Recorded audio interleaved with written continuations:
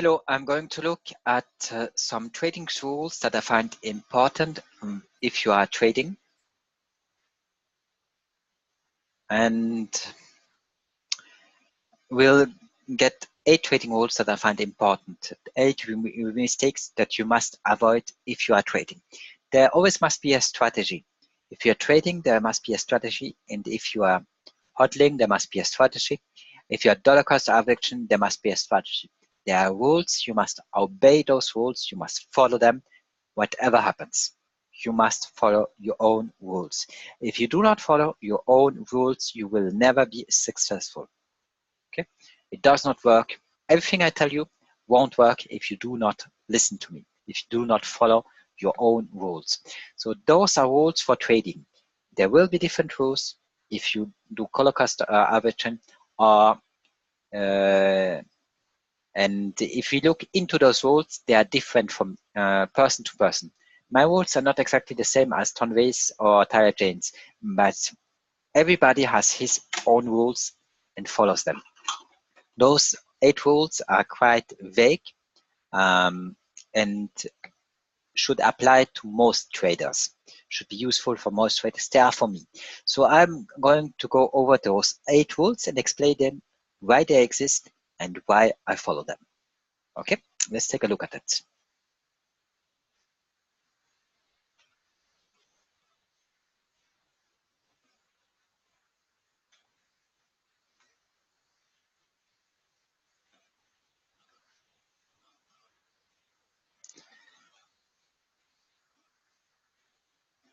Okay, my first rules is you do not know where the market goes.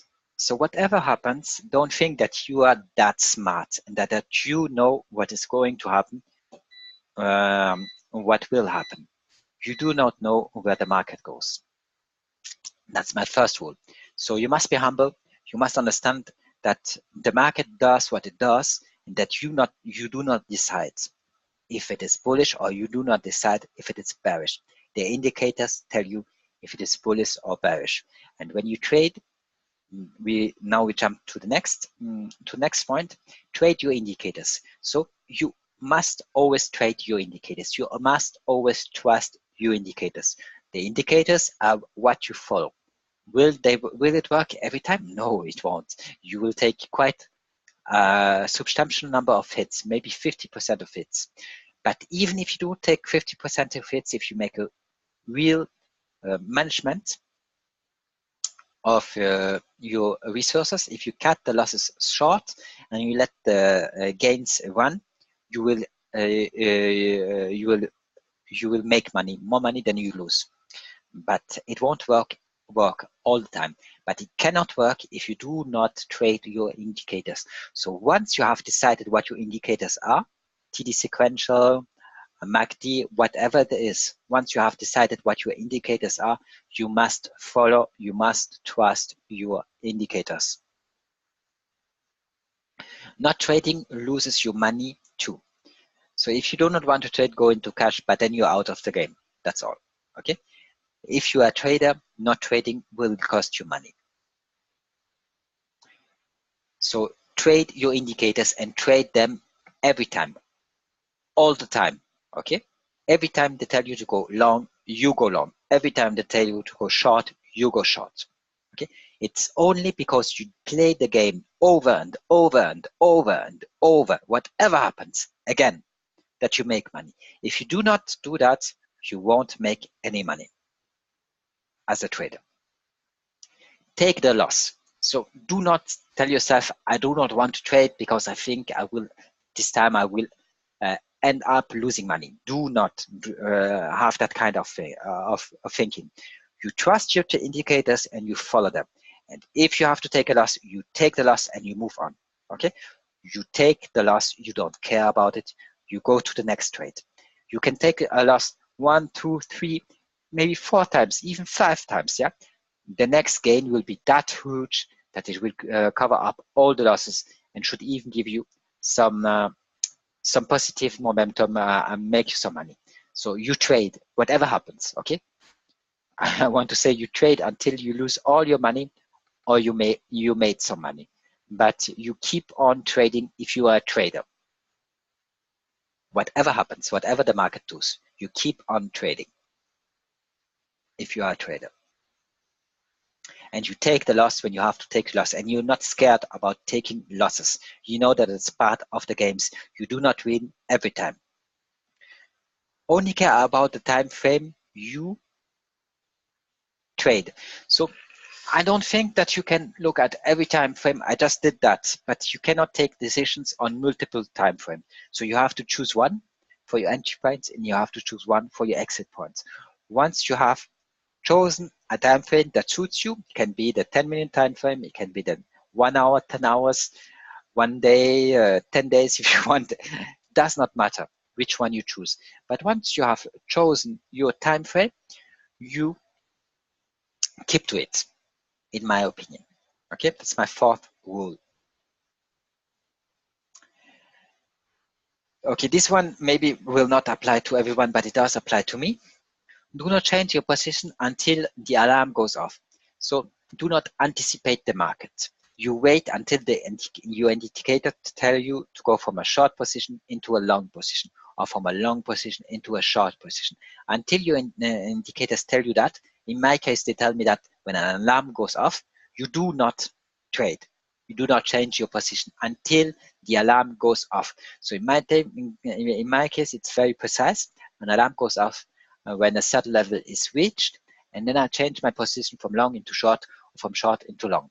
But until my alarm goes off, even if we are close, even if I think that we will hit my alarm, you do not anticipate your alarm. You wait until the indicators tell you to go long or to go short. You do not jump the trade. You wait for the trade. Okay, you wait. If the sequential is your thing, you wait until you get a 2 higher than a 1. You do not jump the trade. You do not enter the trade before the 2 trades higher than a 1, even if you think that the 2 will trade higher than a 1. It goes back to my first rule. You do not know what the where the market goes, or what the market does. You do not know, so you have to wait until your indicators tell you. If you miss an entry point, wait for the next. Okay, so in my opinion, you should not change. So once your indicator rings, for me, an alarm goes off. Everybody has his trading setup. For me, an alarm goes off, and then I enter the trade. But let's say once I do not do it because I'm on holidays, I have no time, or do not want to trade. In this case, I will not chase the trade. I'll wait for the next entry point. Okay.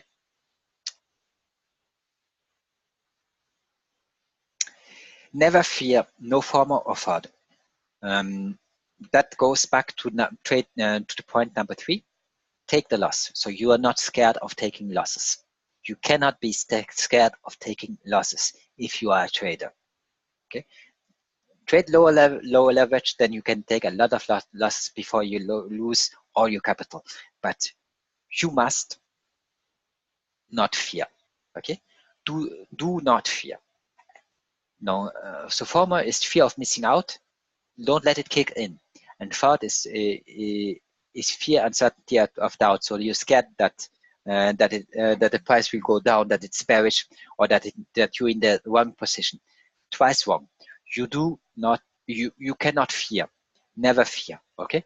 You must trust your indicators when you have chosen them, and you must play them over and over and over and over and over and over and over again. That's the only way you will make money if you are a trader. If you dollar cost average, or if you're hard, or if you have a hard-link strategy, that's different. Last point. Always follows these rules until you amend them. So I'm not saying that it's perfect. Okay, that's my trading experience. Those rules are important for me. I must follow them. Okay, but maybe in 2 years I'll find one more rule and I put it into my rule book.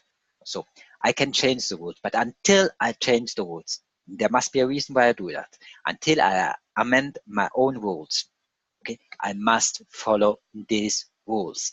The same thing goes with my indicators. Until I change the indicators, okay, and I probably won't do that because the indicators I use, in my opinion, are the best suited for me. For you, it might be different. You might choose a different time scale. You might look at different indicators than I do. But you trust your indicators and you do not change the rules of the game while playing the game. Okay? You keep to your own rules. Okay. Now, trade your indicators. I'm offering, as you know, I'm offering a consulting.